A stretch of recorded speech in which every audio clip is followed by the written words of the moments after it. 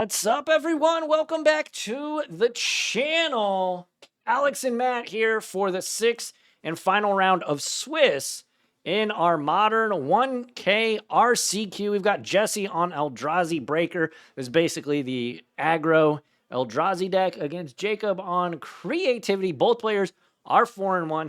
This is a true winning in. They could not draw because they are the lowest seeded 4-1s currently. So this is a true win and in. Winner will get into the top 8 and get to play for that sweet, sweet $1,000 cash and the RC invite. The other will probably just go home or go get food or something. I don't know. But yeah, thank you all so much for joining us. If you're watching on Twitch, y'all the real MVPs. If you're watching on YouTube, make sure to like, comment, subscribe, hit that notification bell icon and set it to all so you don't miss out on content like this. I'm kind of flexing on that speed there. They're going to fist bump. Good sportsmanship. But yeah, thank you all so much. Make sure to hit up impactgamingcenter.gg. Okay, Matt, what you think about this matchup? I really like Creativity game one. You never really know, right? Like there's a lot that goes into these matches, but game one, this Eldrazi deck does not have a lot of relevant interaction. It's pretty much exactly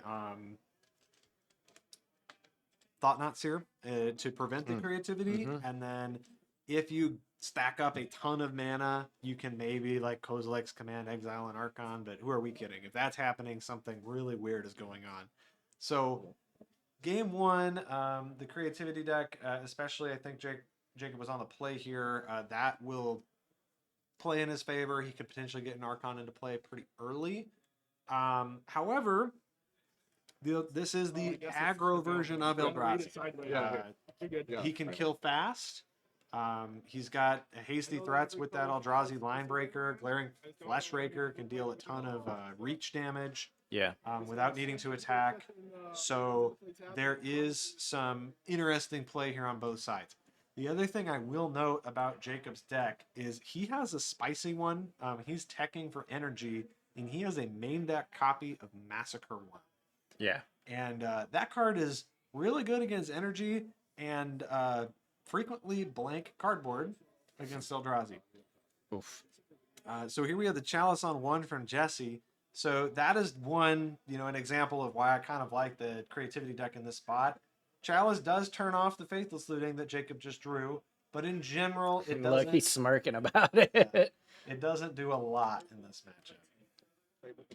Yeah, so here's the Fable. This can set up a Creativity for 2 as early as next turn if that Goblin token lives. And yes, chat, that was a... we were on a break, and that was a pre-recorded match. We just do that so that... honestly, so viewership doesn't plummet during the breaks.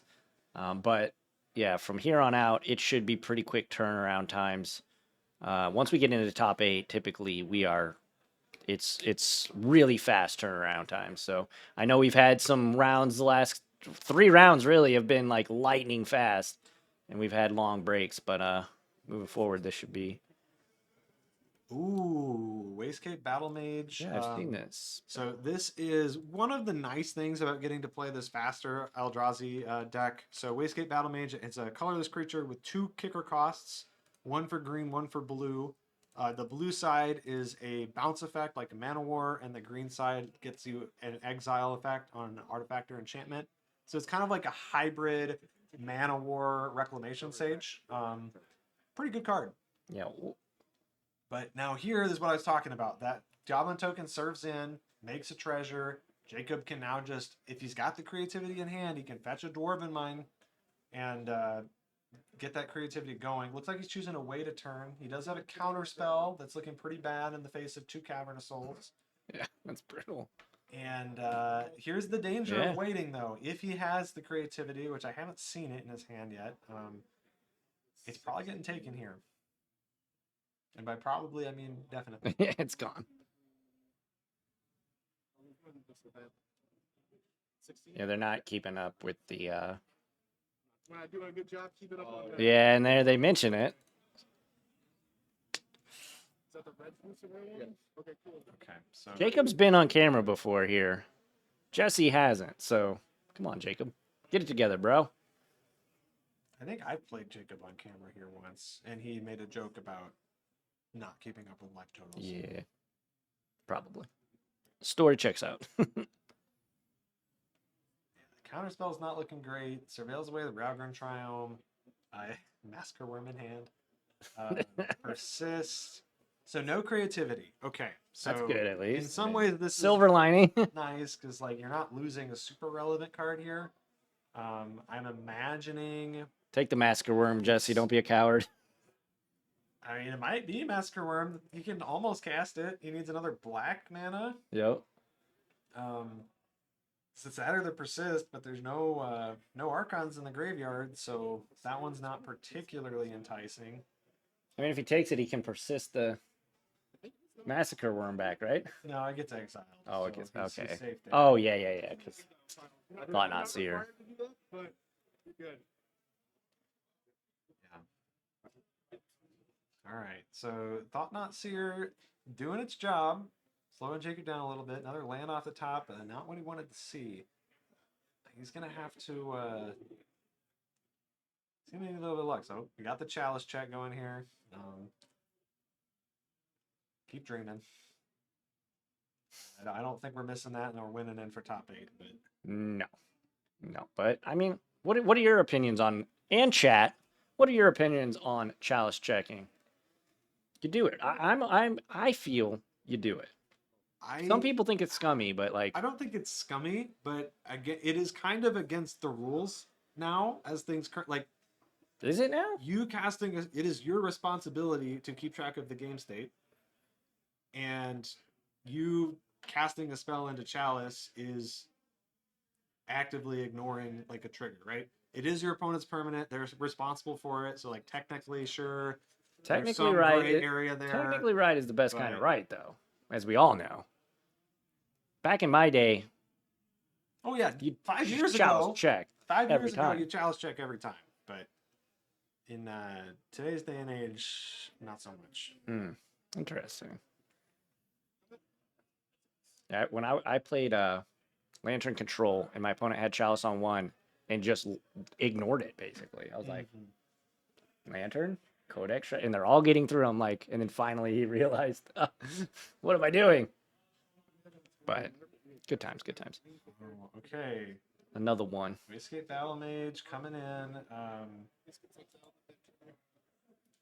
Jacob's life total is starting to tick down here. And he lost that treasure too, which is relevant because now he doesn't have a token to cast creativity. So I think Jesse's going to close this one out pretty cleanly. Yeah, this. You got to feel good about that. So this is the biggest problem with creativity is you only have 4 creativities in your deck. Yeah. And so that Chalice stopping the Faithless looting was really, really big for Jacob having a chance to draw out of this. And yeah, Jesse's going to pick that up cleanly.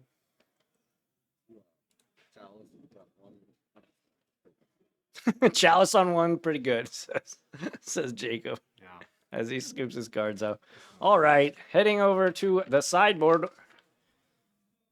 Ooh, who do I got? I got Jesse. Okay, so we've got Eldrazi. What was that? Obligator. We got Trinisphere as a 2 of. The Eldrazi is a 3 of. Wastegate Battle Mage as a 1 of. 2 Dismembers, 1 Tormod's Crypt, 1 Torpor Orb, 2 All Is Dust, and 3 Disruptor Flutes. Ooh, okay. Jesse's got some good cards here. So I'm not super familiar with the aggro version of Eldrazi. I don't know what all he's going to try to bring in, but Obligator to steal your Archon and attack you with it sounds pretty cool. I love Wastegate Battle Mage as a way to take Fables off the table, just chip away at some of that incidental stuff that the creativity deck likes to put in play. Tormod's Crypt can slow down the reanimate plan. Torpor Orb turns off basically all of the creativity targets, so that one's coming in for sure. And then I don't know about the rest of this. Disruptor Flute is interesting.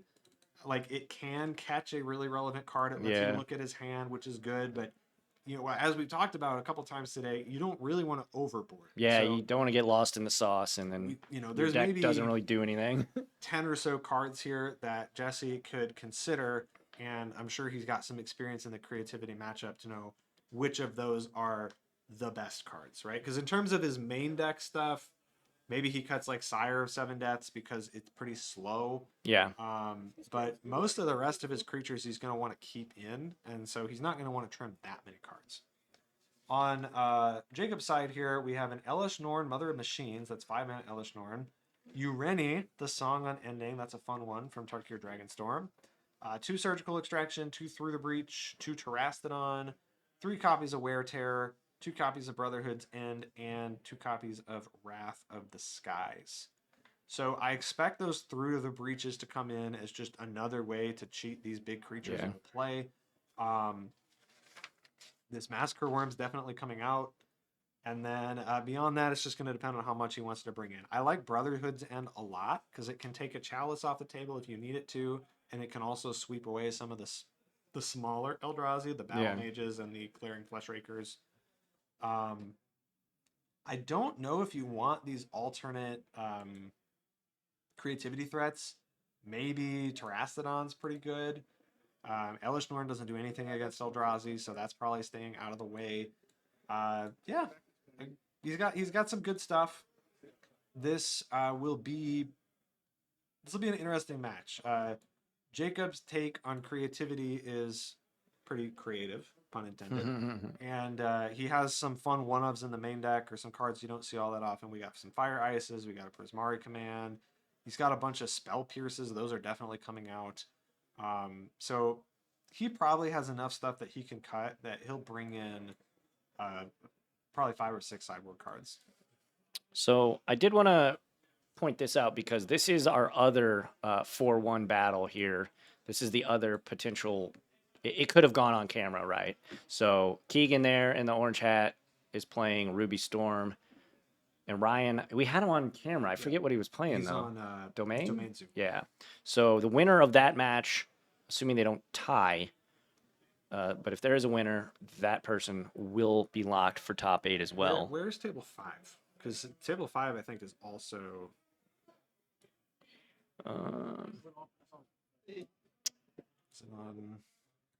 Yeah. So there it is. Lincoln, and I'm not sure of this other person, but we saw Lincoln earlier as well. That is also winning it. So those 3 tables are all going to play, and since they're playing, what's going to happen here is the winner of each of those matches will get in, and there will be one player who sneaks in at 4-2. So there is a small chance here that even though one of these players is going to lose this match on camera right now, that they could sneak in as the number 8 seed. It will likely be the loser of this, I would imagine, because they have, in theory, the best breakers. But yeah, so. But you never really know, and there is a possibility, right? So Jake here at table 7 is the best breakers of being 3 and 2, and so if he were to win, he might have better breakers than the person who lost up top. It's unlikely. Usually the 4-1 who loses is the person who makes it in. And this is actually a Team Impact matchup. We've got we got Will on the other side. Will there and Jacob. All right, looks like these guys are our actual feature match is starting to. We might have to jump in and watch the end of that match versus Will and Jacob. Oh. Jacob's on a mulligan. Jacob's mulliganing. And both are going to mulligan. Okay. Well, so, let's kick it back. Jesse had the Chalice in his opener, but I guess the rest of his hand wasn't too strong. I didn't get a chance to catch what Jacob said back. Yeah, unfortunately, the more we zoom in, the more shaky the camera gets. But looks like they're playing a bunch of lands. And this is actually Wizards versus the blink deck that Jacob's playing on to the left. Don't worry, I got an eye on the actual feature match. They're still shuffling and stuff, so. Obviously, we don't have life totals or anything, unless you can read that. I can't read that. 16, 17 looks like maybe Jake is at 16. Here's a Meticulous Archive. Is that a Snapcaster Mage in play for? Yeah. Will flashed it in and a turn because he had Flames of Anor in hand and wanted to keep those in the line. So, It was an ambush viper, but The best. oh, I heard pregame action on our. Yeah, let's kick it back to the actual feature match. Oh, it was Devour Destinies. Yep. So Devour is really, really good. It's kind of fallen out of favor in the big mana Eldrazi variant, but it does let you choose your first draw step, which is pretty powerful. Absolutely, and there it is on screen for you folks. So in a deck like this, where you want to play a land that makes 2 mana on turn 1, it can help you find that. In this case, he left a Chalice on top, and now he's going to be able to play a turn 1 Chalice of the Void. Yeah, and I think Jacob knows what's about to happen. Yeah, that's rough. And like, it's good against creativity, but it's not the end of the world, right? It shuts down Faithless Looting, which can matter a lot, as we saw in game 1. Yeah. But it's not going to beat you on its own. So, not the play you wanted to see if you're Jacob, but there are worse things that could have happened. Looks like he does have a line breaker too. So, Eldrazi line breaker, when we get that one in play, that card's a house. That card's nuts. That card is a house. So what was the one that was like a 5/5 trample haste or whatever? Reality Smasher? Yeah, it's like Reality Smasher on steroids. Reality Smasher, but 3 mana. Yeah, yeah. So Jacob does have a creativity in hand. I saw he also has a Fable. So he's going to have that fast creativity draw that I talked about in game 1 that didn't end up materializing. Looks like he's got Prismari Command as well. Well, he might not anymore. 2 Thought-Knot Seer. That's pretty gross. So let's see. Prismari Command, Fable, Creativity, Blood Crypt, 2 lands. Just gonna put that there. Or no, Persist. Okay. So I'm sure that creativity is going away. And then we'll just see the Fable come down. But this is what I'm talking about with this Chalice. Like, it is as good of a card as it is. He does not. It doesn't counter anything. Yeah. Like, there's not that many 1-mana cards in this deck. Yep. Just a kind of a deterrent. And yeah, I mean, that was. There goes the creativity. Now, I'm assuming Jacob's just going to run out this Fable, but he might be worried about getting it hit by a Battle Mage, like what happened last game. It's still just such your best proactive play by a mono. Yeah. So I expect that's the route he's going to go. Not off to a good start here. I mean, playing a 4/4 on or a 4-mana card that attacks the hand on turn 2 is really strong. Mm-hmm. Yeah, it's interesting that we don't really see Thought-Knot Seer in the traditional big mana Eldrazi deck, because it is such a powerful turn 2 play. Mm-hmm. But it doesn't bridge you to 7 mana, and that deck is really trying to play 7 mana threats versus this aggressive deck that really the curve kind of stops at 4. Like, you have some more expensive stuff. It's got the Sire of 7 Deaths, but that's not your main game plan the same way it is for the big mana version. Yeah, this is, I think, like the 3rd or 4th time we've seen it on camera just in the store. And it has looked, this Eldrazi Breaker deck has looked really good almost every time. Yeah. Veil's an extra land of the yard. Archon to hand, that's actually really good for Jacob here, because now what he can do is play Fable, and if it doesn't get removed, he can discard that Archon and persist it next turn.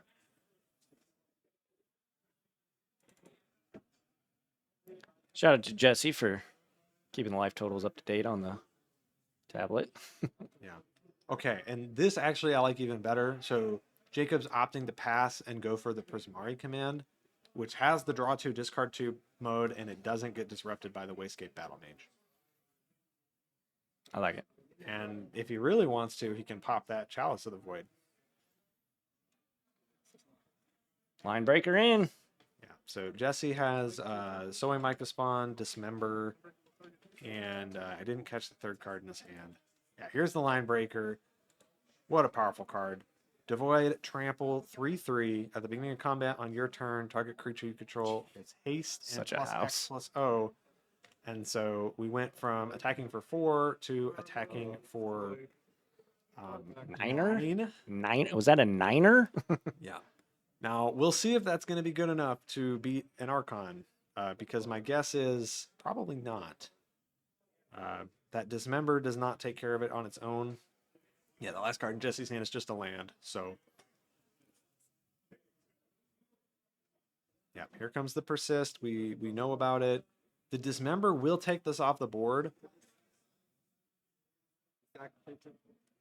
Sack a creature.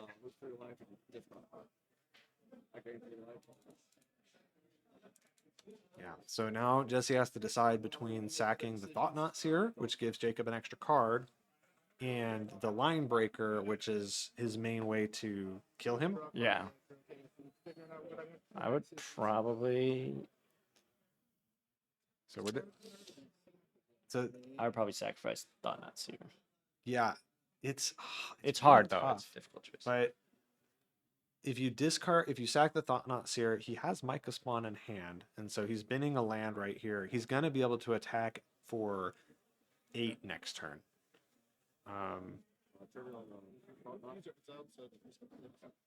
Yeah, so Yep, Thought Knot Seer. So Jacob will draw a card. a card from Thought-Knot. We see Through the Breach and Faithless Looting as the new cards for Jacob. And for the first time this match, he'll get to cast it. Draw 2, discard 2. Dwarven Mine.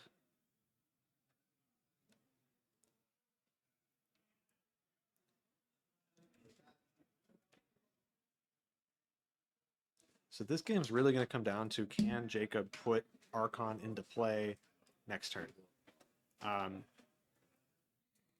Because this Archon...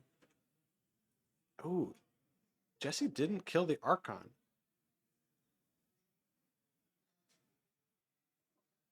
And he drew...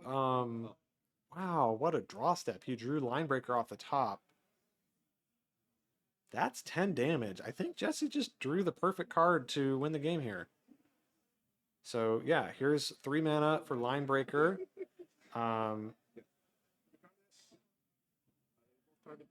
They target themselves. This is attack for 10.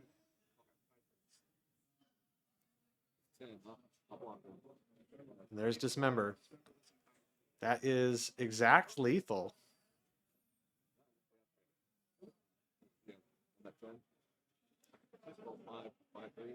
He doesn't die. Oh. Just goes to No, he's a 5/5. Yeah, I think Jesse didn't realize that the Archon had a neg1 counter on it, and so it was going to die here. And so, I had another. wow, what a play here. I knew you looted. I knew that you had I don't know. So Jesse's going to take this one in 2 games. He is going to take the match and make it into top 8. So congratulations here to Jesse. Just go get a Bajuga Bog to ship that off.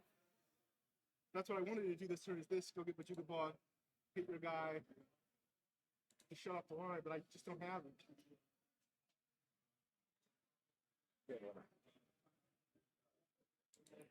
So we're going to jump back in the booth here.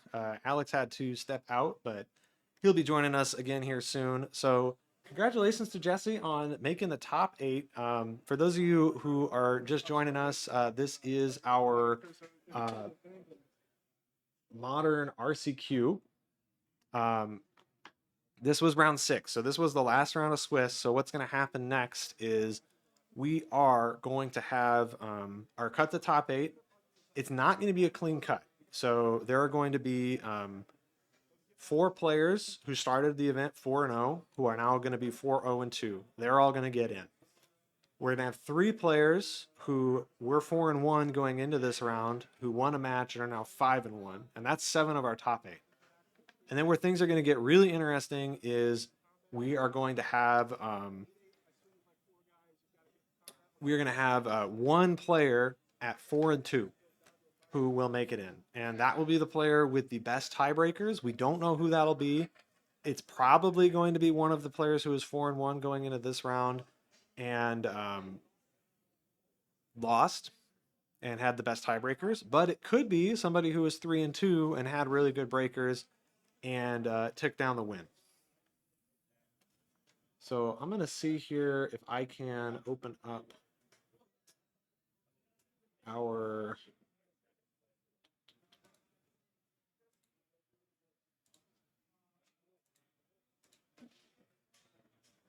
full overhead cam here. Welcome back, Alex. Hello. Hi. So yeah, we were just talking through the top 8 situation. Now that Jesse has taken it down, Oh, you won. Okay. And, Well, congrats, Jesse.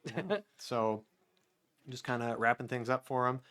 If people want to acquire any of those sweet Eldrazi aggro cards, where could they do that? ImpactGamingCenter.gg. And in fact, you can probably find almost all of the cards that you've seen in today's video and stream. So we have a huge, I mean, you're a customer. Absolutely. You can speak to how expansive our inventory is. Now, we don't have everything, but yeah, we have quite a bit, especially Modern. We focus on Modern because that is our, other than Commander, obviously, is our most popular format. So yeah, hit up ImpactGamingCenter.gg. So Jesse won. He's going to the top 8. We'll see if Jacob can squeak in. I'm doubtful because he said to me before we started he is the lowest 4-1. So yeah, he needed this win. So but yeah, thank you all so much. If you're watching on YouTube, make sure to like, comment, and subscribe. If you're watching on Twitch, don't go anywhere. We'll have top 8 action momentarily. And then top 8 will be 3 rounds, single elimination. So, yeah, thank you all so much. And shout out to Twitch. We have almost 100 viewers right now, so y'all are the MVPs right now. crushing it. Absolutely. We appreciate it. But, yeah, make sure to follow us on all of our social medias. Until the next video or the next round, depending on where you're watching. Catch y'all on the flippy flop. Adios, everyone.